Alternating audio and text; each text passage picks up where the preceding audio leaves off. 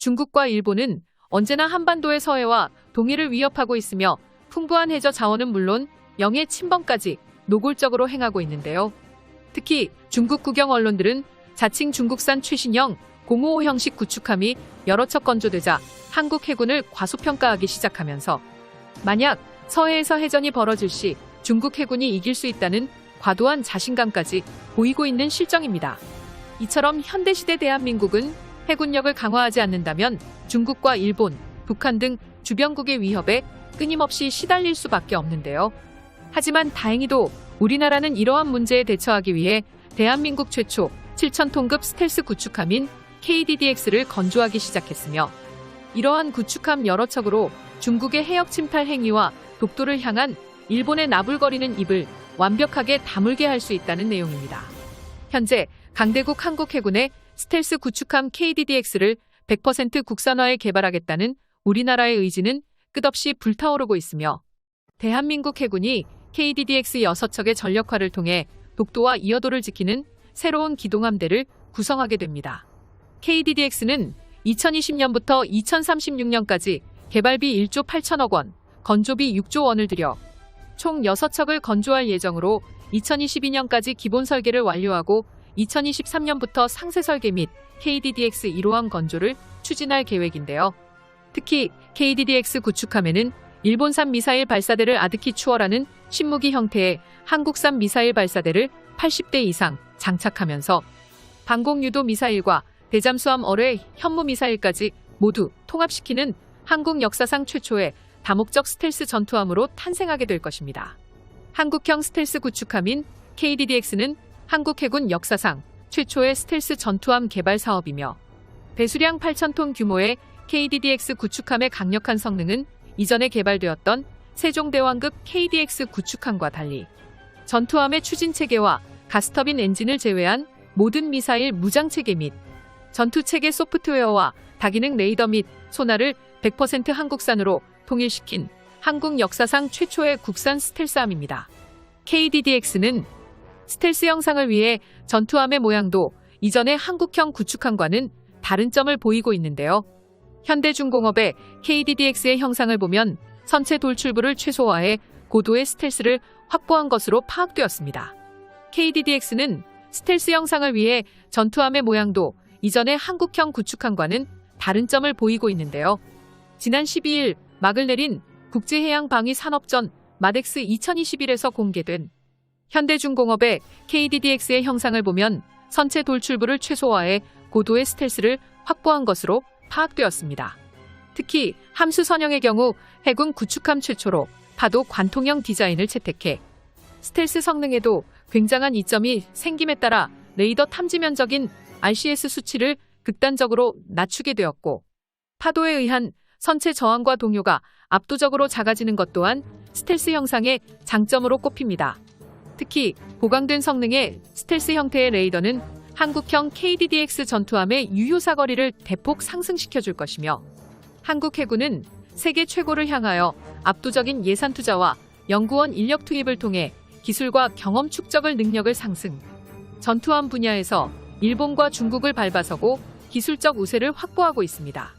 현재까지 밝혀진 KDDX 구축함의 성능은 기존에 존재했던 세종대왕급 구축함과 비슷하거나 더욱 우수할 것으로 평가받고 있습니다.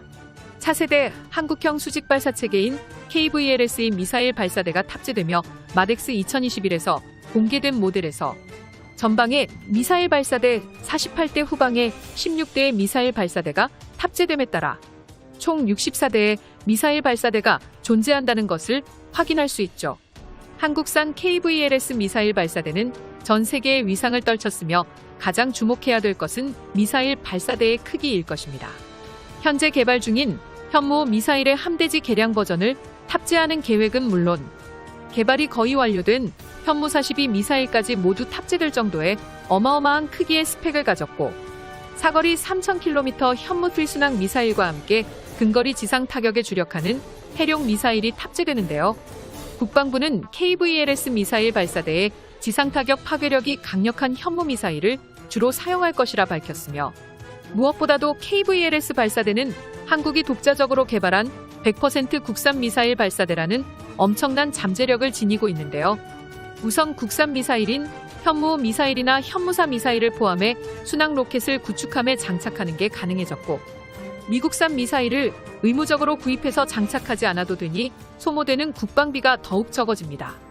국산 미사일에 관한 공통된 문제점을 가지고 있던 전투기 무장체계도 KF-21 전투기를 개발하면서 자연스럽게 해결되었듯이 한국산 미사일 발사대 KVLS는 국산 미사일 장착 금지라는 근본적인 문제를 단번에 해결해버린 상황입니다.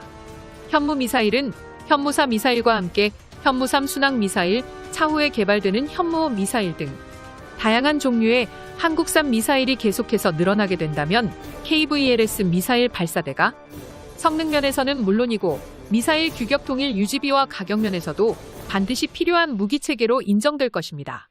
현재 KDDX 스텔스 전투함에 장착할 미사일의 종류는 크게 3가지가 존재합니다. 먼저 발사된 이후 깊은 바닷속으로 들어가 적군의 잠수함을 격파하기 위해 개발된 홍상어 대잠 미사일의 관통력은 수중에서 아병강판 1500mm를 통째로 관통할 정도의 능력을 소유하고 있어 잠수함 킬러로 불리며, 장거리 미사일 현무3 순항 미사일은 적국의 대도시와 군사기지를 폭격 목표로 지정하고 향후 사거리가 3000km로 개량됨에 따라 일본과 중국의 대도시 전역을 유효 타겟으로 잡을 수 있습니다. KDDX 전투함에 탑재될 개량형 미사일 발사대 KVLS는 크기가 더욱 커진 점에 따라 탄두 중량이 2톤으로 소형화된 현무사 미사일과 러시아와 공동 개발한 초음속 대함 미사일 등 한국산 미사일을 운용하게끔 설계되어 있으며, 다양한 미사일을 탑재할 수 있는 잠재력이 어마어마합니다. 거대해진 미사일 발사대에는 탄두의 화약량을 2배 가까이 증가시키는 게 가능하기 때문에 KDDX 한 척만 보유하는 것으로도 한국 해군의 화력 증가에 어마어마한 도움이 될 것입니다. 즉, KVLS는 KDDX 전투함의 특성과 맞게 만들어진 국산 미사일을 탑재하기 위해 개발된 미사일 발사대인데요. 이처럼 한국군이 개발하는 차세대 현무 미사일과 KDDX 스텔스 전투함, 결정적으로 단거리 레이저와 장거리 레이더를 결합해 장기적으로 KDDX의 탄도 미사일 요격 능력을 부여할 계획인데요. 이 정도 무장 능력은 주요 선진국의 만톤급 수상 전투함과 대등하거나 그 이상이라 할 수 있습니다. KDDX 계획서를 독도 방위작전에 투입하여 중국과 일본에게 한국 해군의 무서움을 보여주어야 합니다. KDDX를 응원하는 열기도 엄청나지요.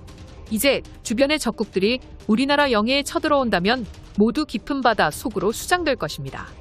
한반도를 위협하는 주변의 적국들은 스스로 자멸하는 형태를 가지고 있으며 이젠 굳건히 독도를 수호해야만 합니다.